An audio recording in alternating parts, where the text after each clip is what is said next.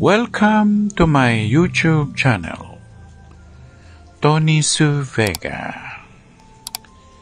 your feng shui guru and paranormal expert. Karanasan bilang 17, Mayo 24, 2024. Ngayong araw na ito ay pumunta ako sa siyudad o lungsod ng San Juan. May isang nagpapatulong sa akin doon at ako nga ay nakarating ng maaga. Pagdating ko doon, nakita ko ang isang kaluluwa na nakalugmok sa isang sulok. Hindi ko muna siya pinansin doon. At maya-mayang konti, ang isa sa mga nakatira roon ay biglang nagkaroon ng mood swing. Nagagalit siya. Hindi lang pala nagagalit, galit na galit siya. Basta sinabi niya, ayoko ng ganito. Hindi ako dapat nasa ganitong posisyon.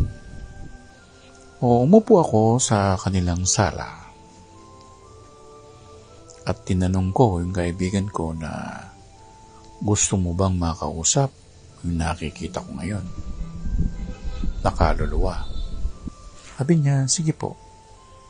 Hindi ka ba natatakot? Hindi po.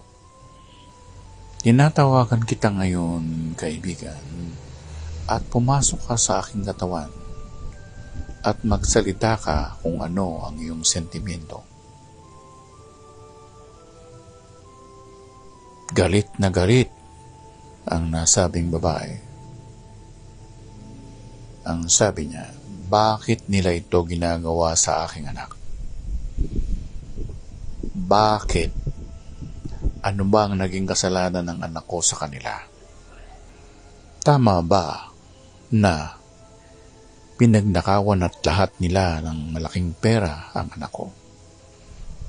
Kung ano pang ginagawa nila upang patayin ito?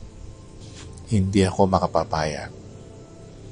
Babantayan ko to. Magbabantay ako sa kanila.